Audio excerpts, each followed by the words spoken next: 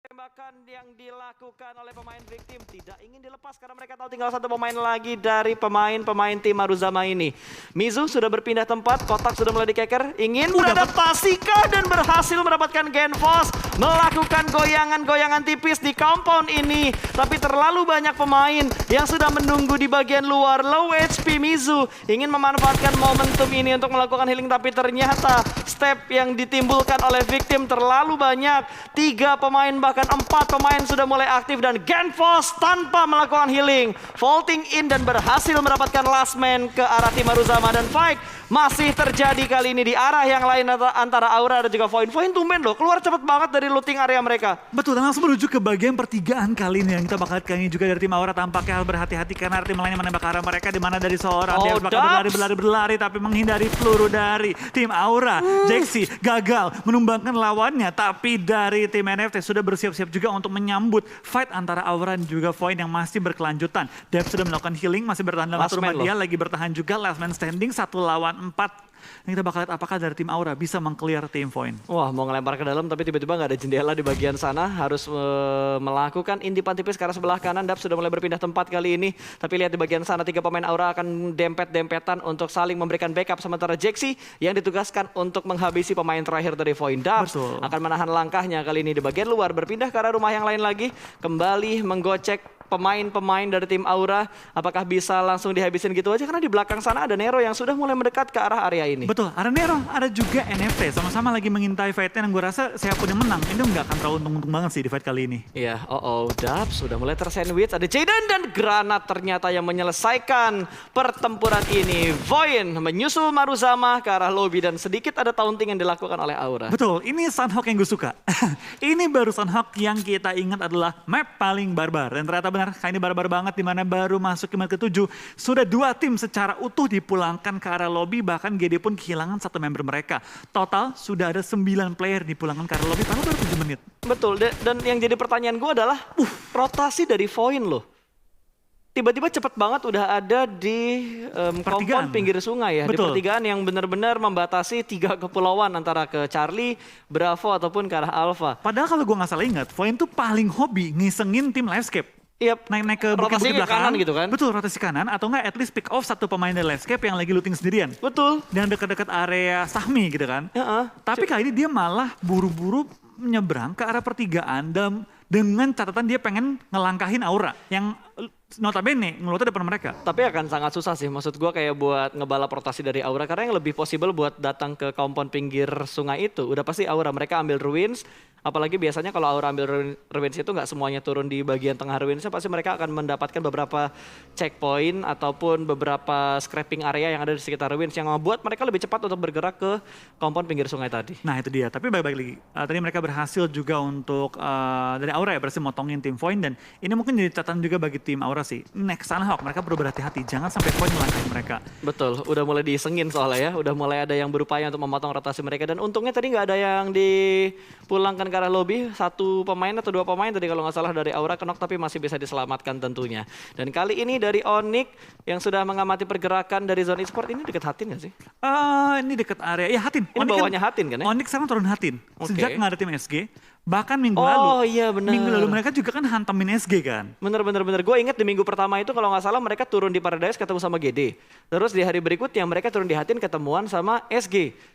Hari ketiga dikasih kalau nggak salah. Hari ketiga akhirnya mereka baru bermain enak di Sunhawk. Betul, ya kita bakal lihat sih kali ini ya dari permainannya tim Onyx dengan dapetin Hatin. Akankah mereka bisa maksimalkan Sunhawk? Karena Hatin merupakan tempat yang cukup diperebutkan juga. Cukup enak karena depannya kosong, dan sekarang PR-nya adalah tim Zone yang bermain di daerah kau. Nggak melepaskan area jembatan. Beda dengan mungkin tim Boom yang kalau main tuh suka ngelepasin area jembatan ya. Mereka benar-benar menghadang jembatan dan coba nyayur dari posisi tersebut. Betul, tadi Zone sudah melakukan setup di mana 1 pemain dari Zone sudah ditinggalkan di area jembatan, sementara 3 pemain lainnya mengamankan high ground di sebelah kanan dari jembatan sekitar Hatin ya. Dan circle yang sudah mulai condong ke arah Kepulauan Bravo, kayaknya udah dipastiin bakal ke Bravo nggak sih dengan circle kedua yang kayak gini? Kayaknya iya deh, bakal ke Pulau Bravo mayoritasnya. Tapi kita bakal tanya juga areanya itu kemana. Betul, bisa ke Paradise, kalau nggak bisa ke area jembatan juga. Menurut gue masih sangat possible untuk kedua opsi tersebut. Dan terlihat tim-tim yang biasa rotasi jauh sudah mulai nahan sakitnya Blue Zone. Ada LVS, Boom, BFD. Dan tadi juga ada tim Boom yang lagi nyari healing-healing tambahan. Tapi susahnya Boom, dia kan turun di Bravo. Dengan catatan di atas dia tuh Mong Nai diambil Arariki, di bawahnya Lakawi dihabisin sama BFD. Susah gak sih untuk mereka ngumpulin healing dengan jumlah yang biasa mereka kumpulin tuh sampai 15, 20 Betul, gitu. kali ini agak susah karena mereka nggak dapetin area looting yang luas. Biasa kan mereka bisa ngambil daerah Kau, Tatmok, sekaligus juga mungkin ambil sisa-sisaan di Mong Nai dan juga Lakawi. Sekarang dihabisin semua.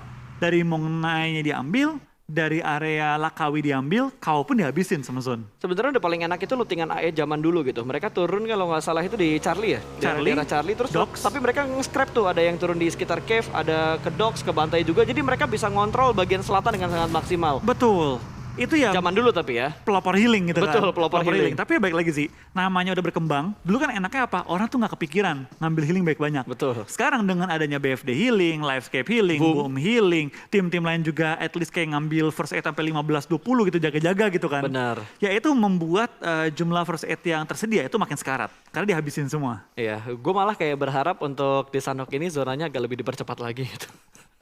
Udah kecil dipercepat Kan lagi. dipercepat sekarang kan? Iya, cuma Zona pertama. kayak oke lah percepat dikit lagi gitu loh supaya metode-metode healing ini semakin lama kayak agak nggak bener-bener menghilang tapi bener-bener terkikis. Oh bentar, dari seorang Kribo ada 2 pergerakan dari Zone Esport. Ada sedikit respon yang diberikan ke arah Kribo. Apakah sudah tahu? Kayaknya udah tahu karena FJ juga sudah mulai memasak granat. Akan dilemparkan ke arah depan, meletup dan Kribo tumbang. Sudah dibonding kali ini Kribonya. Dan sepertinya dari Zone Esport tidak ingin melepaskan kesempatan ini untuk mendapatkan poin eliminasi mereka yang pertama. Yap, kita bakal lihat dari tim Zone kali ini langsung menuju ke area Bukit Tengkorak, sudah mulai OTW ke area pergudangan dari bootcamp-nya. Dan sekarang dari tim SBG kehilangan satu member mereka di awal-awal permainan. Sementara di lain sisi kita bakal lihat dari seorang Flykido tampak ya Rosemary lagi dan lagi tembakan kebungnya sakit banget. Ini overpick banget tadi ya, terlalu percaya diri untuk melakukan pick yang begitu lama dari atas batu. Dan ternyata berhasil diamankan, ada threat knock namun tidak terkonfirm menjadi sebuah poin eliminasi. Dan FJ yang akan menyelamatkan Flykido saat ini masih di setup yang dan di posisi yang sama untuk Zone Esport. Mereka hanya berputar-putar di perbukitan sekitar gudang 3 ini. Betul. Tapi kita bakal juga dari tim Zone ya. Mereka bisa dibilang jalur mereka menuju ke area bootcamp bukan yang paling mulus juga. Mereka terus dihalangi oleh tim-tim sekitar area mereka. Bahkan di belakang mereka sudah ada GD yang pastinya mendengar tembak-tembakan dilontarkan oleh Zone dan juga tim SUBG. Ya ini berkali-kali loh Zone lagi dari Supply Bank mereka mengambil di bootcamp kan ya. Gue penasaran deh kalau misalkan DU masuk di Super Weekend, terus dari Supply Bank juga masuk di Super Weekend, apakah akan ada tim yang mengalah atau mereka bakal tetap ngotot untuk ngambil kekuasaan di bootcamp ini? Kalau misalnya painan dibuka pasti DU ke painan. Kayak biasa gitu kan. Kalau nggak ada BTR. Kalau nggak ada BTR, betul. Tapi gue nggak ngejamin minggu depan nggak ada BTR sih. Mereka udah pasti melakukan evaluasi yang cukup banyak, nggak cuma BTR. Skylight, Eagle, terus ada DU, dan juga siapa satu lagi? DU, BTR, Skylight sama Eagle. Ya bener, 4 tim itu gue rasa udah mulai melakukan evaluasi yang cukup banyak gitu untuk minggu depan. Betul, tapi sejujurnya ya Pas, kalau lihat Sanhok, menurut gue turun dimanapun tuh nggak masalah. Kalau kita nggak healing ya, jangan catatan dia healing. Menurut gue kayak mana yang kosong isi aja. Daripada pusing. Bener sih. Daripada pusing kayak kita rebut-rebutin tempat, toh dimainin cuma di Super Weekend. Lihat aja tim Dan yang cuma lolos. sehari sekali kan? Sehari sekali gitu, daripada kita pusing, kita tabrak-tabrakin tim lain gitu kan. Mana yang kosong, kita isi aja udah. Dimanapun sana pun sama aja, soalnya kan lambat bisa rotasi. Kalau mau healing, monggo healing. Kalau mau main cepet pakai kendaraan, monggo tabrakin tengah, rebut rumah. Stay gitu kan. Yes. Yang jadi masalah apakah hanya tim lu yang berpikiran kayak gitu? Nah itu. Tim lain berpikiran hal yang sama atau enggak? Karena terjadi udah dua kali loh. Pertemuan antara Nero dan juga Altrigo ini sama-sama ingin tetap ngotot untuk mengamankan camp alfanya. Dan kali ini mereka bermain lebih bijak untuk tidak kehilangan orang lebih cepat di early game. Betul, tapi kita bakal kini tampaknya dari Nero kabur dari tim Altrigo. Sekarang fight dengan tim Onyx, dimana Keshi dalam posisi knockout di bagian low ground. Sedikit sulit disamperin oleh Raffi tadi, sempat mau dibantu tapi akhirnya nggak bisa. Dan Keshi bakal terus diincar oleh seorang Rancid dan disecure poinnya untuk tim Nero. Betul, poin eliminasi pertama tentunya untuk pemain-pemain dari tim Nero kali ini. Sementara satu pemain dari Onyx yang sudah menyeberang ke arah, ini sungai apa laut sih dibilangnya? Sungai. Sungai ya. Kalau atas lagi baru laut ya. Betul. Kalau sungai itu kan nyambung ke laut. Laut tuh laut yang udah lepas. Berarti kalau di sekitar Hatin tuh muaranya? Hatin. jembatan Hatin tuh? Ih, Pertemuan antara sungai dan juga laut. Bisa dibilang kayak gitu ya. Oke, lihat dari Zone juga sudah mengamankan daerah sekitar gudang 3. Setelah tadi berhasil ngezoning out, setup dari Supply Bank untuk lebih berkumpul di arah bootcamp di bagian tengahnya. Oh, sekarang terpantau nih pergerakan dari Potato, perwakilan dari tim Alter Ego dengan kelincahannya membawa vehicle-nya nggak nabrak sama sekali, benar-benar lincah tadi. Dan Supply Bank yang sudah kembali menuju ke bagian tengah dari bootcamp ini, Onyx pun dua pemain mereka sudah berhasil menyeberang, tapi sudah ada pemain-pemain Zone Esport di sekitar gudang 3. Betul, kita bakal tinggi juga dari tim Onyx tampaknya masuknya ke area bootcamp, bukan perjalanan yang mulus. Karena depan mereka cukup banyak tim, ada SUBG, ada Zone, di belakang mereka juga masih ada Nero yang mungkin bisa mengambil sisi pesisir pantai dan nembakin free ke arah mereka. So kita bakal lihat perkembangan dari rotasi tim Onyx kali ini menuju ke area bootcamp. Ya, sekarang ini masih bikin galau loh, zonanya antara ke Bravo atau ke Charlie. Masih masuk tadi untuk di compoundnya Aura, rumah pinggir sungainya tadi. Sementara Boom yang masih melakukan rotasi, ini belum kelihatan. Ikiar kan yang biasa aja pegang healing ya? Betul, biasanya Ikiar, tapi kita bakal kini dari Ikiar 6, Kan 6 tuh. 3 tadi kan, Tadi sama 3, dari Vokar 9. Belum kelihatan lagi sih. Iya, biasanya kalau mau bertahan ya butuh 20-an sih. Kalau mau bertahan kayak ke top 3, top 4 ya, kalau cuma sampai top 7, top 6, itu kayak 15, 16, 17 cukup lah. Iya, kita masih belum lihat sih ada berapa banyak healing yang dipunya untuk tim-tim yang biasanya bermain dengan healing. Tapi Altrigo gue nggak ngeliat Badru. Iya, mungkin karena mereka expect-nya mau fight ya, jadi mereka menggunakan roster dengan firepower tertinggi. Oke. Mungkin ya. Ini sebuah hal yang menarik tentunya untuk line up Alter Ego di Sunhawk di hari ini karena tidak ada Badru yang biasanya melakukan healing untuk tim Alter Ego-nya. Berarti ada beberapa referensi strategi juga yang saat ini ingin diterapkan oleh Alter Ego. Betul, tapi tanpa kita bakal lihat tim RRQ bergerak dan depannya ada tim Victim. Mungkin kita bakal bentar lagi melihat kill-feed masuk di sisi kiri kita. Tapi di lain sisi, dari tim Boom juga mengambil jalur rotasi yang sama, bahkan sudah mendekat ke arah tim RRQ.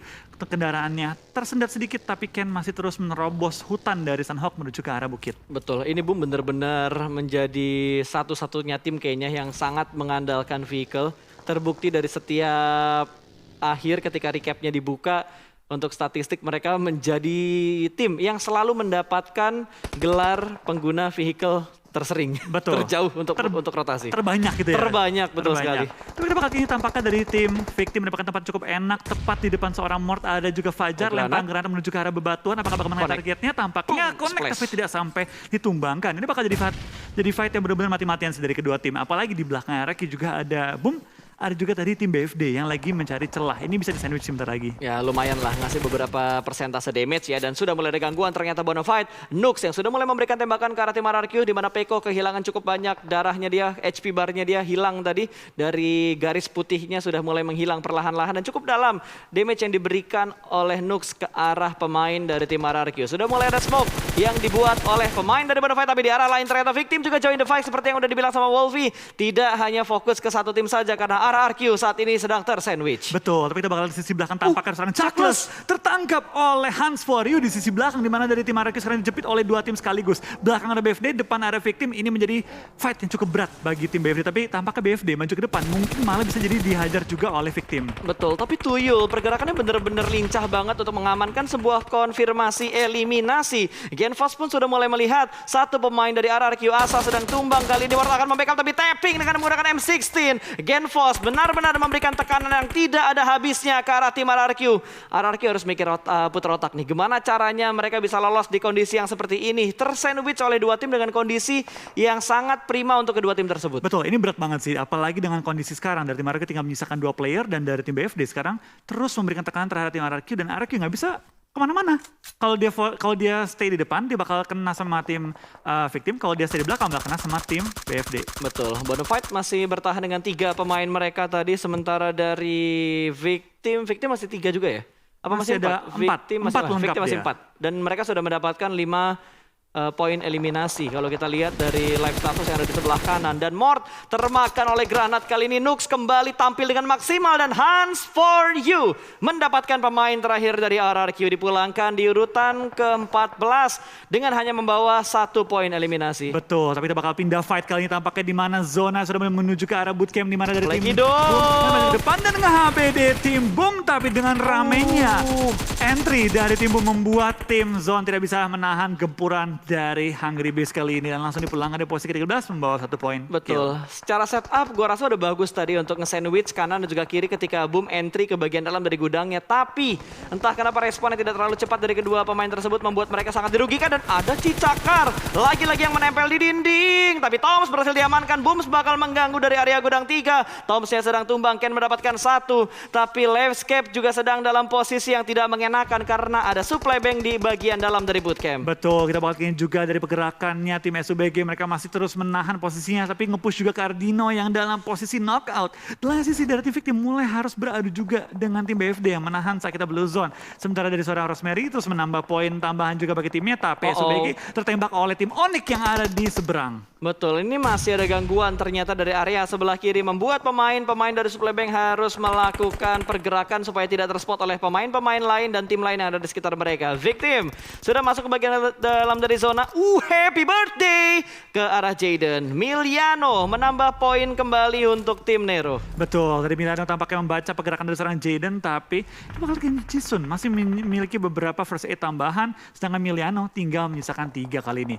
Dari nyawanya pun cukup cepat terkikis dan selain sisi dari Takai bertemu dengan tim BFD di mana Ucup ditugaskan untuk melakukan healing sudah bersiap di sisi belakang. Iya, dan agak nyayur ternyata untuk Supply Bank karena mereka berada di bagian dalam dari bootcampnya. Sementara tim yang cukup dekat jaraknya ada Takai dan juga pemain dari Bonafide sudah mulai close combat. Kali ini bakal dipus ternyata oleh seorang Kean. Ada yang melakukan cacing gaming tapi belum terspot karena tertutup oleh smoke juga yang cukup tebal. Tidak boleh fokus di arah depan saja karena di belakang masih ada Rocky, pemain dari Victim, dan Grimory mencari keberadaan dari Hans For You tadi. Namun ada Kean yang sudah mulai membuka tembakan dia, ditujukan ke arah depan dan Hans For You mendapatkan 1 pemain dari tim Takai. Grimory-nya tumbang, masih mencari keberadaan pemain Takai yang lainnya, tapi tiba-tiba keluar dari smoke ada 2 pemain yang menyambut. Bukan jumlah yang adil untuk kondisi dari seorang Hans For You. Betul, tampaknya dari Victim pemain yang ada di luar area rumah dibabat habis oleh 2 tim sekaligus yang menerobos pertahanan mereka. Genfos masih bertahan juga di sisi belakang, Livescape ditumbangkan di posisi ke-10. Kita bakal dari Kean tertangkap oleh Genfos dan hampir ditumbangkan.